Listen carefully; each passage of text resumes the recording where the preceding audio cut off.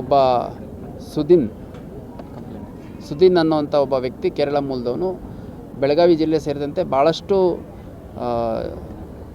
Taluk head ಕ್ವಾರ್ಟರ್ಲಿರುವಂಥ jewellery ಶಾಪ್ಸ್ಗೆ ಜ್ಯುವೆಲ್ಸನ್ನು delivery ಮಾಡಿದ್ದಾನೆ. Delivery ಮಾಡಿದಂಥ ಸಂದರ್ಭದಲ್ಲಿ ಅವನು ಹುಬ್ಬಳ್ಳಿ ಓಲ್ಡ್ ಬಸ್ ಸ್ಟ್ಯಾಂಡ್ ಏನಿದೆ, ಇವಾಗ ರಿನೋವೇಟ್ ಆಗಿದೆ, ಅದರ ಎದುರಿಗಿರುವಂಥ ರೇಣುಕಾ ಅನ್ನೋ ಒಂದು ಲಾಡ್ಜಲ್ಲಿ ಉಳ್ಕೊಂಡಿದ್ದಾನೆ. ಅಲ್ಲಿಂದ ಹೊರಗಡೆ ಬಂದು ಅಯೋಧ್ಯೆ ಹೋಟೆಲ್ ಸ್ವಲ್ಪ ಮುಂಭಾಗ ಬಂದಾಗ ಏಕಾಏಕಿ ಒಂದು ಎರ್ಟಿಗಾ ಗಾಡಿಯಲ್ಲಿ ಬಂದಂಥ 3-4 ಜನ ವ್ಯಕ್ತಿಗಳು, ನಾವು ಯಾವುದೋ ಒಂದು ನಿರ್ದಿಷ್ಟ ಇಲಾಖೆಯ ಅಧಿಕಾರಿಗಳಿದ್ದೀವಿ, ನಿಮ್ಮ ಹತ್ರ ಇರುವಂಥ ವಸ್ತುಗಳದ್ದು ಪರಿಶೀಲನೆ ಮಾಡಬೇಕು ಅಂತಂದು ಅವನ್ನ ಗಾಡೀಲಿ ಹತ್ತಿಸ್ಕೊಂಡು ನಂತರ ಅವನ ಹತ್ರ ಇದ್ದಿದ್ದ ಬ್ಯಾಗನ್ನು ಕಿತ್ಕೊಂಡು ಅಲ್ಲಿಂದ ಅವನ್ನ ಬೆಳಗಾಂ ರೋಡಲ್ಲಿ ಇಳಿಸೋಗಿದ್ದಾರೆ ಇಬ್ಬರನ್ನು. ಸೊ ಈ ಒಂದು ಕೃತ್ಯದ ಸಂಬಂಧ ನಾವು ಸಬರ್ಬನ್ ಪೊಲೀಸ್ ಠಾಣೆಯಲ್ಲಿ ಪ್ರಕರಣ ದಾಖಲು ಮಾಡ್ಕೊಂಡಿದ್ದೀವಿ.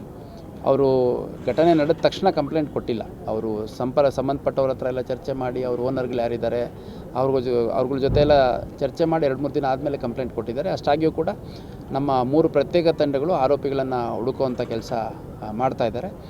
ಅವರು ಇನಿಷಿಯಲಿ ಬೇರೆ ಇಲಾಖೆ ಅಧಿಕಾರಿಗಳಂತ ಹೇಳಿದರು. ಕಂಪ್ಲೇಂಟ್ ಕೊಡುವಂಥ ಸಂದರ್ಭದಲ್ಲಿ ನಾವು ಇಡಿ ಅಧಿಕಾರಿಗಳು ಅಂತ ಹೇಳಿಬಿಟ್ಟು ನಮ್ಮನ್ನು ಗಾಡಿ ಒಳಗೆ ಹತ್ಕೊಳ್ಲಿಕ್ಕೆ ಹೇಳಿದರು ಅಂತ.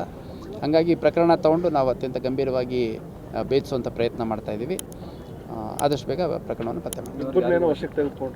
ಇಲ್ಲ, ಆ ಇಬ್ಬರು ಯಾರು ಅಂದರೆ ಇವರೇ ಯಾರು ವಿಕ್ಟಿಮ್ಸ್ ಇದ್ರಲ್ಲ, ಆ ವಿಕ್ಟಿಮ್ಸನ್ನು ವಿಚಾರಣೆಗೆ, ಯಾಕಂದರೆ ಅವರು ಹೇಳುವಂಥ ಮಾಹಿತಿ ಮತ್ತು ಅವ್ರು ಕೊಡ್ತಿದ್ದಂತಹ ಡೀಟೇಲ್ಸು ಅದೆಲ್ಲ ಸ್ವಲ್ಪ ವ್ಯತ್ಯಾಸ ಇತ್ತು.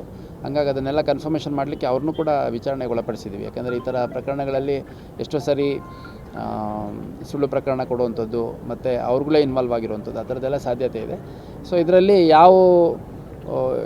ಯಾರು ಮಹಾರಾಷ್ಟ್ರ ಮೂಲದ ಒಂದು ಟೀಮ್ ಈ ಕೃತ್ಯವನ್ನು ಎಸಗಿರುವಂಥದ್ದು ನಮಗೆ ಈಗ ಸದ್ಯದ ಮಾಹಿತಿಯಿಂದ ತಿಳಿದು ಬಂದಿದೆ. ಆದಷ್ಟು ಬೇಗ ಪ್ರಕರಣವನ್ನು ಪತ್ತೆ ಮಾಡಲಾಗಿದೆ. ಇನ್ಸಿಡೆಂಟ್ ಆದರೆ ನಿಮ್ಮ ಕಂಪ್ಲೇಂಟ್ ಕೊಡಲಿಕ್ಕೆ ಹೋದರೆ ಬಿಲ್ ತೊಗೊಂಬ ಅವಾಗ ಕಂಪ್ಲೇಂಟ್ ತೊಗೋತೀನಿ ಅಂತ ಹೇಳಿ.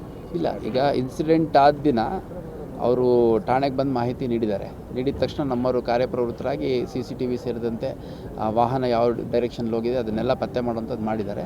ಬಟ್ ಅವರು ನಾವು ಬಿಲ್ ತೊಗೊಂಡು ಆಮೇಲೆ ನಮ್ಮ ಯಾರು ಸಂಬಂಧಪಟ್ಟವರಿದ್ದಾರೆ ಅವ್ರಿಗೆ ಮಾತಾಡಿಕೊಂಡು ಮತ್ತೆ ಬರ್ತೀವಿ ಅಂತ 2-3 ದಿನ ಟೈಮ್ ತೊಗೊಂಡು ನಂತರ ಬಂದು FIR ಕೊಟ್ಟಿದ್ದಾರೆ. ಸರ್, ಅಪರ್ಯನ ಏನಾದರೂ ಇನ್ವಾಲ್ವ್ ಆದ್ರೆ ಯಾರು ಈ ಕಂಪ್ಲೇಂಟ್ ಏನು ಕೊಟ್ಟಿದ್ದಾರೆ ಅದು ನೋಡಿ, ಈ ಥರ ಪ್ರಕರಣಗಳಲ್ಲಿ ನನ್ನ ಅನುಭವದಲ್ಲಿ ಯಾವ ಸಾಧ್ಯತೆಯೂ ನಾವು ತಳ್ಳಿ ಹಾಕೋಕ್ಕಾಗಲ್ಲ.